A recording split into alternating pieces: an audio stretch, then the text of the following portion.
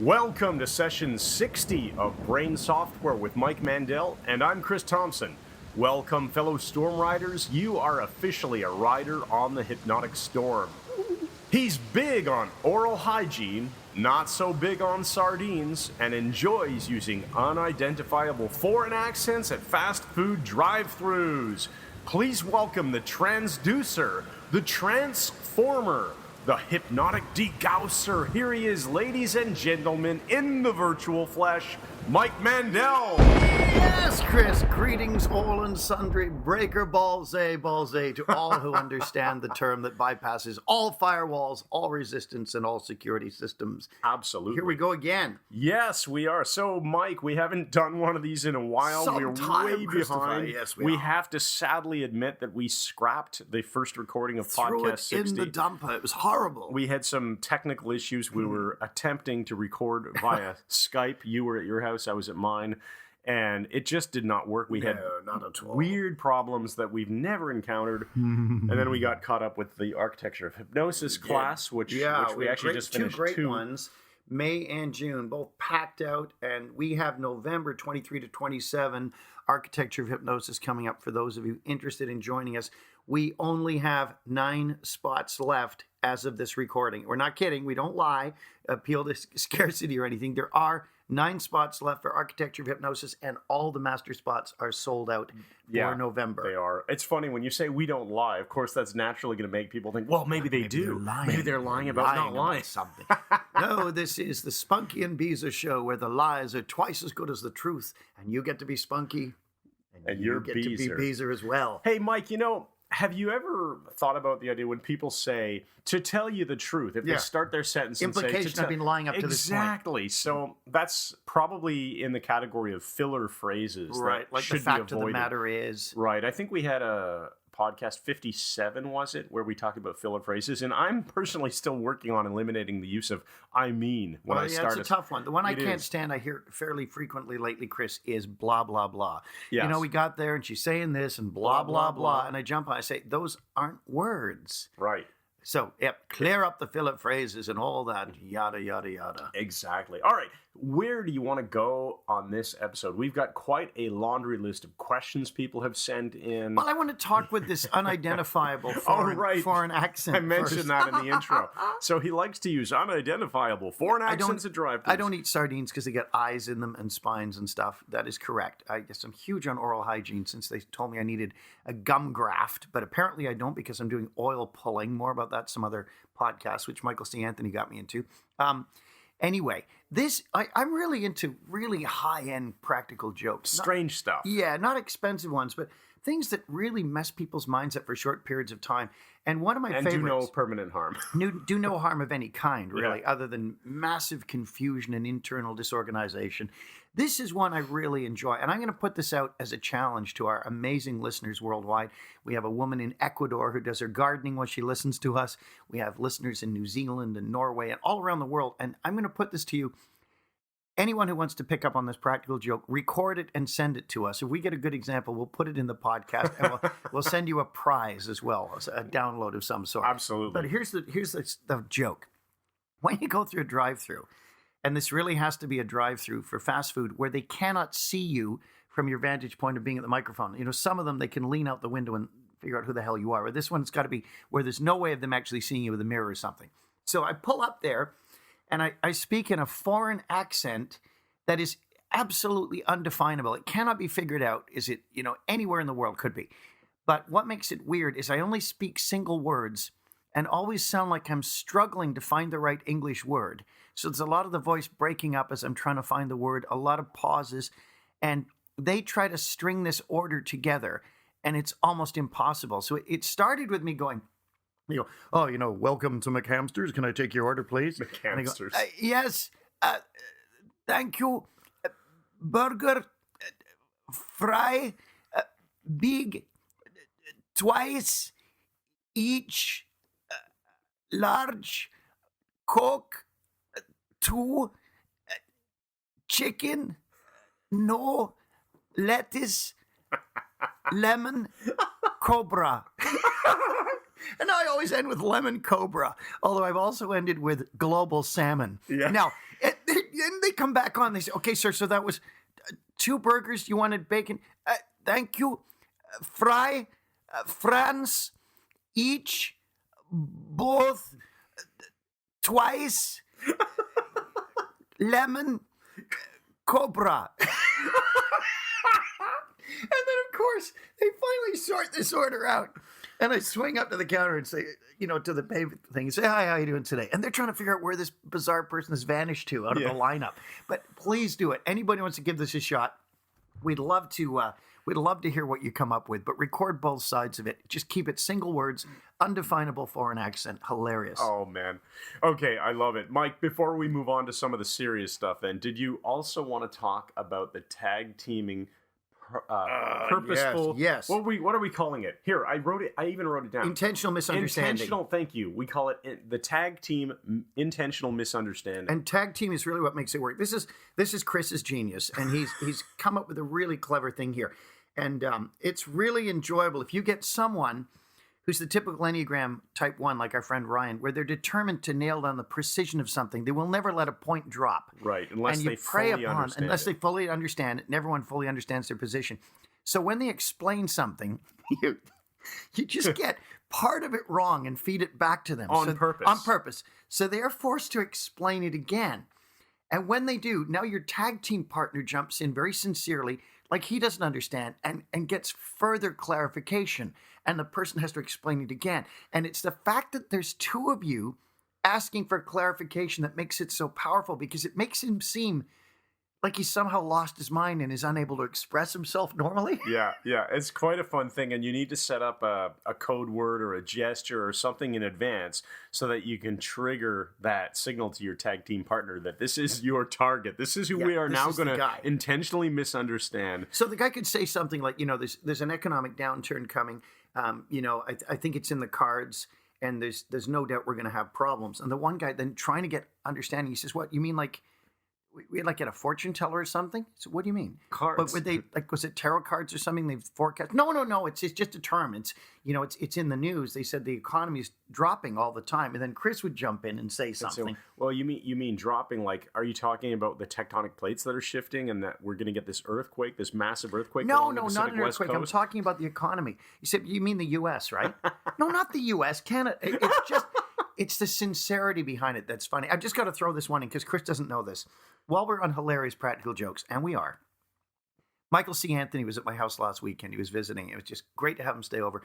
And he reminded me of a practical joke I did on him that I had totally forgotten. And I want to share this. Tell me about it. I want you all to do this on someone. It's really enjoyable. So what happened was, he was in the washroom at our house, and I lay down in the hallway outside the door, like directly across the doorway. You've done that to me. No, but there's a second phase to it. I've done it to everybody. Yeah. So as he comes out in the dim light of the hallway, you just touch the person's legs and you just say, here. And the person goes, ah! Like, it actually scares the crap out of you. So he thought it was really funny. He said, oh, you idiot, you terrified me. So I said, here's the second phase. You suck them in again. I said, I want to experience this. I'm going to pretend I don't know you're going to do it. Let me just sort of get a sense of what it's like. So he says, okay. So I know. I'm in the bathroom again. And he lies across the doorway, and I open the door, and he goes, here. And I had a glass of water, and just dumped an entire glass of water in his face. He's lying there, just waiting for. Okay, what's this to do with hypnosis? Nothing at all. Let's continue. The only thing it has to do with hypnosis is that we have this attitude, and it extends to hypnosis, that life should be fun. Enjoyable. Effortless, enjoyable, and vaguely annoying to other people. But it's all about living an awesome life. Absolutely. Having fun with what you do. And you should have fun with other people. You should have fun in the communication that you experience with those other people. We are at work. And I want you to know that if you can't laugh at things that are funny, how the heck are you going to learn to laugh at things that are serious? Very true. Are you serious? No idea what I'm talking about. So where are we going with this? All right, I think we should start with, this is a question that's been in the queue for a little while. We had an email from Jack, and I failed to write down where he's from, but let's assume probably... Or his last name, yeah. Yeah, just his first name was Jack, and he asked, does hypnosis work? This is kind of a half-joking question, but he's quite serious too. Oh, yeah, I remember Does hypnosis work on crazy people? Could Batman use hypnosis on the Joker? Are there mental afflictions that prevent hypnosis from working or increase its effectiveness?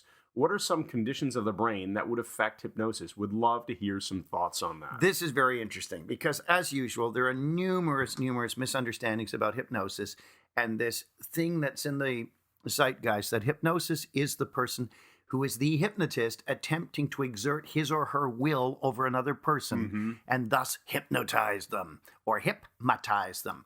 As some people say, we shall not mention. Coughing is a hint. Right. Now, while we're on this, the classic example, we get a lot of things come in through our Facebook and our email and so on. And one thing came in through the Facebook page, and someone said, I don't care what anyone says. It's a bunch of crap. Nobody can hypnotize me. There's not a single person in the world that can. And I finally found the metaphor that fits that, Chris, so that the person can stop being a dank and can realize what they're actually saying. It's like you're in an art class, okay? Yeah. And you say, there is no art teacher in the world who can make me make a nice painting. Yeah. No one can. My will is too strong. You cannot make me create an oil painting, no matter how good a teacher you are. He's missing the point. The teacher, the professor, teaches how to create this beautiful painting. Yeah. And a good hypnotist teaches you how to create a trance. It's a ludicrous thing. It really does stem from ignorance, though, It on does. the topic. People Beyond think, ignorance. and We're it's- talking pig ignorance, which is really pignorance. Yeah. Pignorance, I like But that. does it work on crazy people? Well, I guess we have to define what crazy means. Very true, because it's just a label otherwise. And Right. in fact, it's a nominalization. It means different things to different people. Right. Dave Ellman used to say, saying I cannot be hypnotized is like saying I'm a stupid person with no powers of concentration or imagination, something to that effect. Really, anyone who has the power to isolate their thinking on a single point, a single thought, whatever it is, whether it's internal or an external thing like a light or whatever, can lock their mind around one particular idea and establish selective thinking, can go into a trance. Whether or not they're going to stay there remains to be seen. Now, could Batman use hypnosis on the Joker? I guess we're talking the question is which Joker? Is it the Jack Nicholson Joker? Yeah, or the who else was? Yeah, I don't the even guy know. who shot himself. Okay. Dude, that sad thing. The guy was the really, really scary Joker. Heath Ledger. Okay. Yeah. I would say probably not.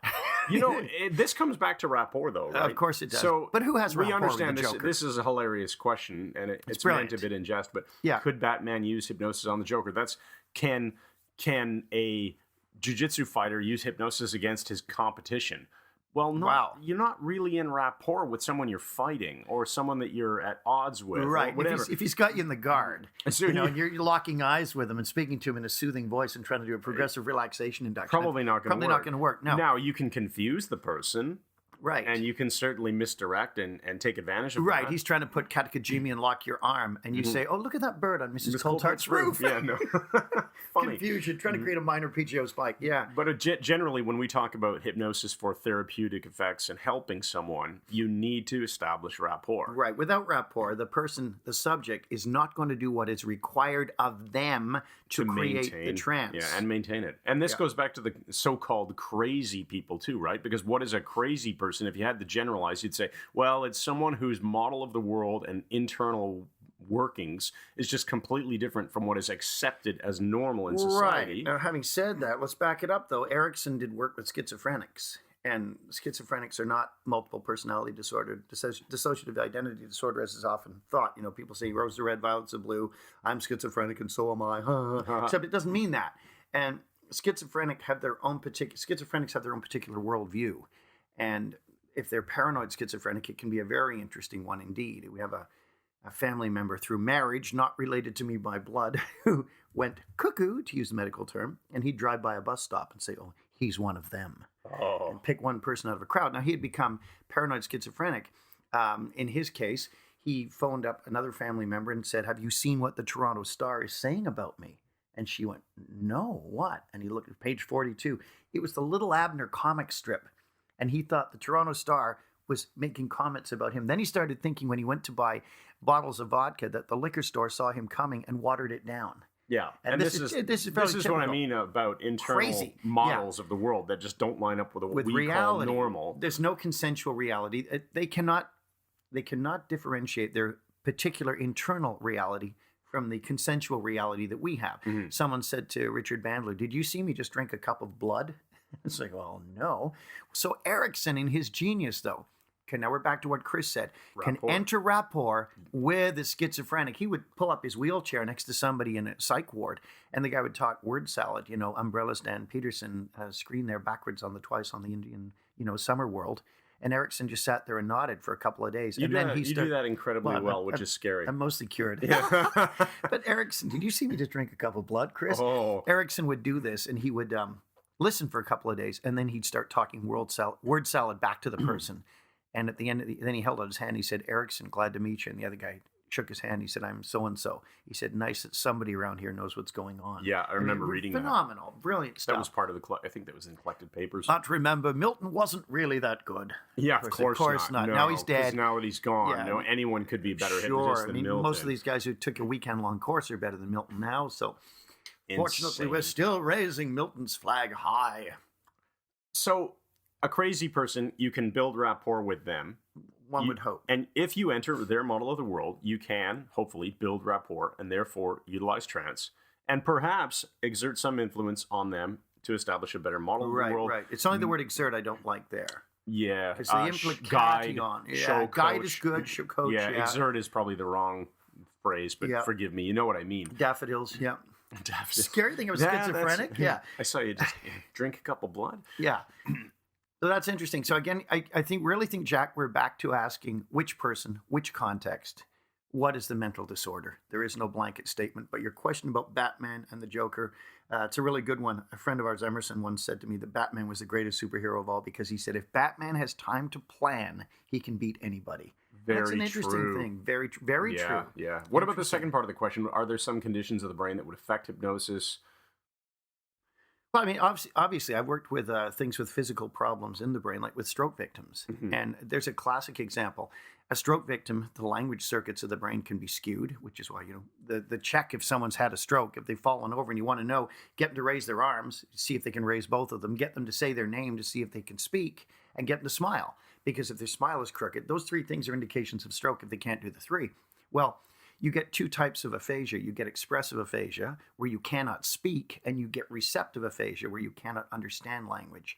And my mother-in-law had a couple of strokes, and it was tragic because she was this very, very smart woman, and all of a sudden could not tell the time, even though she could speak.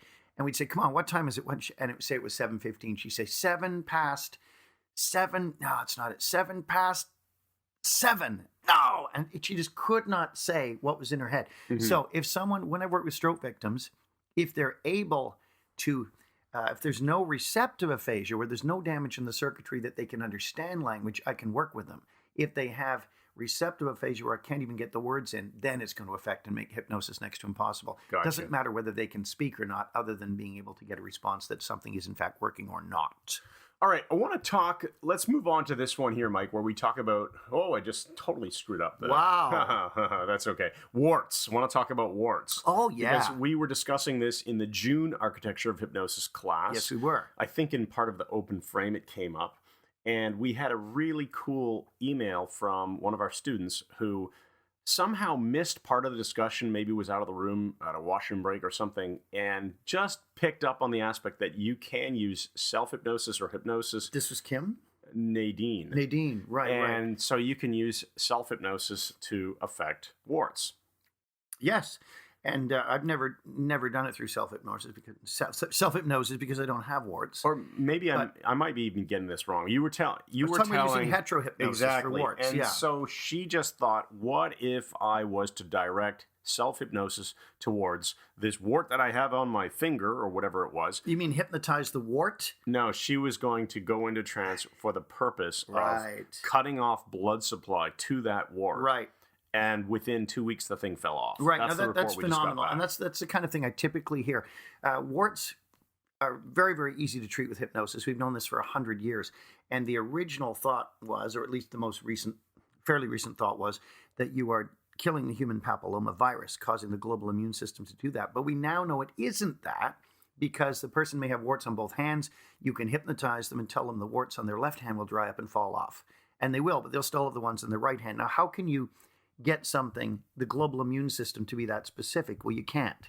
So now it's what you just said, Chris. It's choking off the blood supply. Is the belief that you're closing off the microcapillaries. Notice I'm saying capillaries, the proper English pronunciation instead of capillaries, which is just so unwieldy and horrible. Right. But choking off the blood supply. So she got a good result with this. Apparently, yeah, the wart fell off within a couple of weeks. But what about Paul in our jiu-jitsu class with the big wart on his hand? Okay, you want to... Before we move on to that, we'll just close off really quickly and say, yes, hypnosis can be very effective on all kinds of things, including you can use it to help cut off the blood supply to a wart. So if you're a hypnotist, experiment with this and see what happens. Or just to have it dry up and fall off, right? Whatever it takes. But, I suspect in some cases people, because they've hypnotized themselves or undergone hypnosis to get rid of a wart, they may help it along by sitting just picking at it endlessly, thinking, "Oh, is it falling off? Let's check." I don't know, but they do go away. I mean, I've seen this happen. They dry up and fall off, and it's quite remarkable. All right. So what happened with Paul? Well, Paul in jiu-jitsu class, he came up to me, and he said, "I've got this really big wart on my hand." Well, it's enormous, and he said, "Can you tell me anything about this?" I said, "Sure." I said, "What do you want to know?" He said, "Well, I've been to the doctor. I've been to a dermatologist." He said they've used liquid nitrogen on it. So they've done cryotherapy to try to kill the virus, to get rid of it, because warts are caused by viruses. And he said, "I shook hands with this guy and then I got it." And I said, "Well, you should try rubbing your eye." He said, "Shut up, Mike." So he said they used, liquid nitrogen. So they froze it. He said they tried to burn it off. They've injected stuff. It keeps coming back. I said, "Well, it looks to me like it's because it's a prostitute wart." You should. Of course, there's no such thing. Context for you. Part of context-free humor, right? There's no such thing. It's a made-up term. It's on his hand. It's on his hand. Yeah, we're not going to go there. So it's a source of confusion. Right, but the look of horror on his face, and then there's always like 3 seconds of silence, and then, "Mike, please be silent." That's what he always says to me. He used to say, "Shut up, Mike," but I'd neck crank him and stuff, so he started saying, Please be silent. So now we're just introducing the term prostitute wart periodically. And basically, so explain how you can use this now. Well, so if somebody starts, I don't know, picking at like a little scab on their you face just or immediately something. say, "Is that a prostitute wart?" And if the person has been sipping from the bag of Picthos, chances are good they are going to believe you. Right. It's quite funny. So you can experiment with this, and I like it even better when you bring it up first. You say, "What is that spot on your face?" Yeah. And they go, "Oh, well, it's the summer. I was out at the campfire. The mosquitoes were biting. I've been scratching it. It's kind of got a little infected. I got to stop picking at it." And you just, "Are you sure it's a mosquito bite? It looks more like a prostitute wart to me." It's such a great term. It just drips with horror. It's terrific. So we have a very strange sense of humor. That's all right. All right. Don't point it out, Evan. Let people discover it on their own. Move on to... we have a question from Wendy. Did you notice I just reintroduced the bag of Picthos in conversation? Yes, you did. I know. The lavender just drifted into the room as soon as I said it. It was fantastic. What does Wendy want to know? Wendy is somebody who bought a copy of the Power Inductions program from our website, which has been really well received since we started making it available in digital format for the insanely low price of $7. Yes. which is incredibly insane. But anyway, lots of people are buying it and enjoying it. And you can go to the website and find out all about it. Anyway, Wendy asked if inductions involving catalepsy, which many of these do on this Power Inductions course, they involve catalepsy, are they possible to perform on someone who likes to lay down while being hypnotized? Or is it best not to use those types of inductions? And so this opens up the door to an entire conversation around should people be lying down. That's a great one. I'm going to let you start this, Chris, because I'm sure you have some thoughts on it. I do, and we've talked about this plenty of times before. So let's go at the actual question she's asked first, and then we can back up a bit. Can you use catalepsy on someone lying down? Yes, you can. So, for example, kinesthetic ambiguity, little shelf induction, any of these inductions that Mike teaches on the Power Inductions product, you can use those on someone lying down. You're just putting them in a position where, though, it's going to be a little bit more difficult, uncomfortable is what I really mean when I say difficult, for them to maintain that cataleptic limb, which you're going to utilize as an inroad into trance. So you don't want to maintain that cataleptic limb for a very long time. You don't want to have them lying down and then imagine their hand is floating in the air. And then keep it that way for a long time. Utilize it instantly, have it drop down as they go deeper, something else from there. Yeah, nicely put, Chris. And I'm always opposed to having people lie down when I'm doing hypnosis anyway. That came out of this whole progressive relaxation thing and that you have to be relaxed to go into hypnosis. Maybe it's nice, but it's not necessary at all. I've always said, if you watch the Nuremberg rallies or, the German film, the documentary Triumph of the Will, you'll see thousands of people in powerful hypnotic states and they're not relaxed at all. So having people lie down tends to lead towards normal sleep, which is not a very good thing for hypnosis. You want their mind active and online. Hypnosis is a learning state. It's not a sleep state. I think about 2 years ago, we had a student and she had emailed us asking, okay, how can I best transition someone from a chair to mats on the floor after I induce trance? And we backed up and said, well, hold on. Yeah. Why wouldn't you just continue doing the hypnosis with your subject in a chair? Yeah. Why move them to lying down on mats on the floor? It just doesn't make sense. Right. And mats on the floor is stupid anyway for stage hypnosis. When I was back in the golden age of my career, which for me was about 1975 to about 1982, 83. During that, so during your 20s. Yeah, 7 to 8 year phase, I was the only one in the country. And Peter Ravine would fly through every now and then, but very seldom.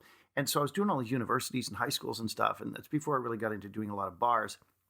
And it was great because people hadn't seen this stuff. And I was doing these rapid inductions and causing bizarre things.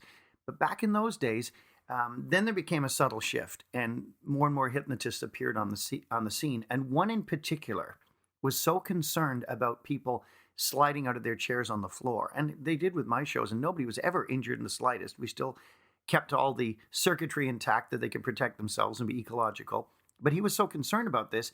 Part of his rider for his contract said that the entire stage around the chairs for the volunteers had to be covered with gym mats. Yep. Well, what happened?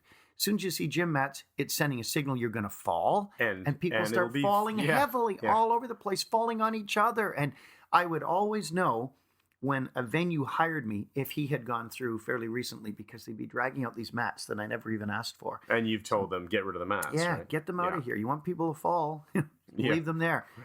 Mats belong in jiu-jitsu classes. Right. So that was a nice segue into the hypnosis for stage conversation, because jiu-jitsu. So this woman here was using mats just for a comfortable surface for her clients to lie on, which doesn't really make a whole lot of sense. What are you going to be able to do better lying down? Well, I'll tell you what, fall asleep. Well, there is that. And there's other things as well, but we're not going there. Not on a family-rated show like this one. You're more likely to fall asleep. Yeah, because you want to help the person into trance, not give them a damn good scene to. Absolutely. Now listen, even I will say that Gil Boyne, who is another one of these remarkable hypnotists who I have total respect for, even though he's been gone for a few years, did amazing PGO spike inductions, and he would catch the person by the wrist and lower them to the floor. Sometimes they'd go so limp. Often he'd do the sleep standing sort of thing that Anthony Jacquin does so well, but Boyne would lower people right to the floor and would work with them then. So it can be done, but generally speaking, I like my subjects upright and my coffee hot. That makes no sense None whatsoever. I love it. Okay, let's move on to one more, and then we'll wrap up this podcast. So we have another question from Dima, and she writes, that was a combination of me saying wrote and writes. She wrote, I just listened to your podcast, and you'd stated that one way to build rapport with someone is to make them feel good about themselves. Hurrah! I understand this is not commending them or talking them up so that they become cocky, but I've always wanted to do this. I've read a book about charisma and how one can be described as charismatic. The woman wrote how she had lunch with an executive from her company, and that although he in fact was the most important person, he being the executive, he made her feel as if she was the most important in the room. I know that not everyone is going to feel this way, but I would like to be able to do this. Could you make a podcast on this or a blog post? Thank you. Really great question, Dima. Great question.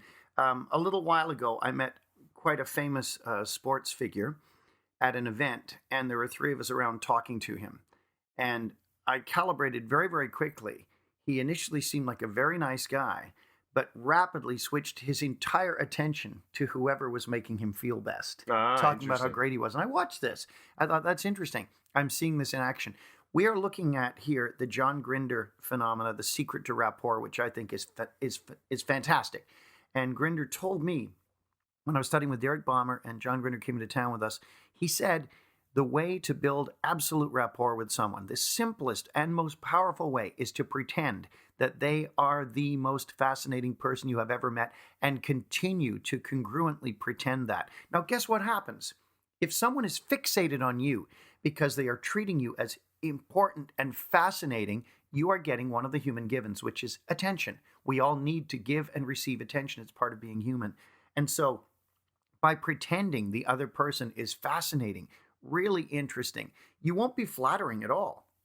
Because if you are congruently pretending this, all of your responses to them will be legitimate. There won't be any fakeness to it. It will have an honesty with it. So use this and you'll discover that by making the other person feel good about themselves, which will naturally occur if you are treating them as important and fascinating, they will think you are absolutely amazing. We love those who make us feel good about ourselves. Excellent. Thanks.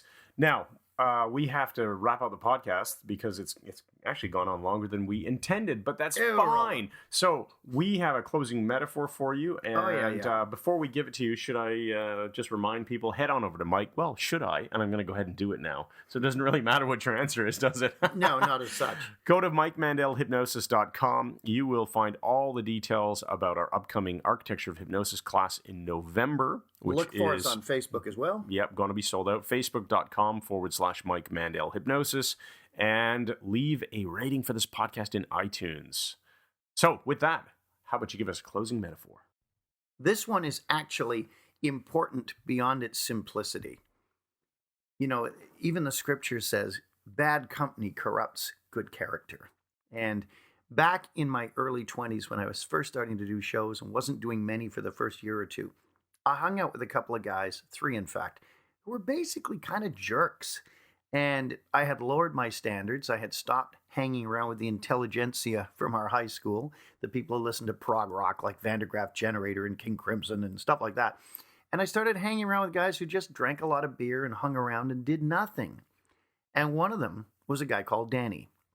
And Danny would typically get up at 2 p.m., sometimes 2:30 or 3, and he would go to Fuller's Restaurant, which is no longer there because it was 24 hours. And you could get a cup of coffee with free refills and stay there all day drinking coffee. And then late at night, get his one meal of the day, stay up till 3 a.m. and then crash out. And he did this over and over and over. And my parents were concerned I hung out with him because I wasn't doing many shows. Danny didn't work, neither did the other 2 guys. And they could see me getting dragged down. And then Danny got a job. His job was mopping the floor in a bakery. And I remember him telling me how much he liked this job because you could mop fast or you could mop slow. There's a lot of creativity there. Thanks, everybody, for listening to Brain Software Podcast episode number 60 with Mike Mandel, and I'm Chris Thompson. We will see you on the next episode.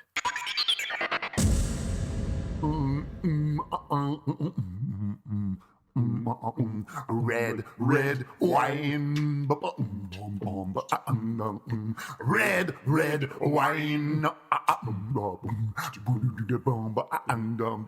Red wine till you're feeling quite fine. Tripping on the stairs, dislocating your spine. Red wine till you can't walk the line. Slap him in the polly bucket just in time. Red wine till you can't walk the line. Slap him in the polly bucket just in time. And the red wine till you're feeling quite fine. Can't walk the line and the polly bucket's fine. And the red wine.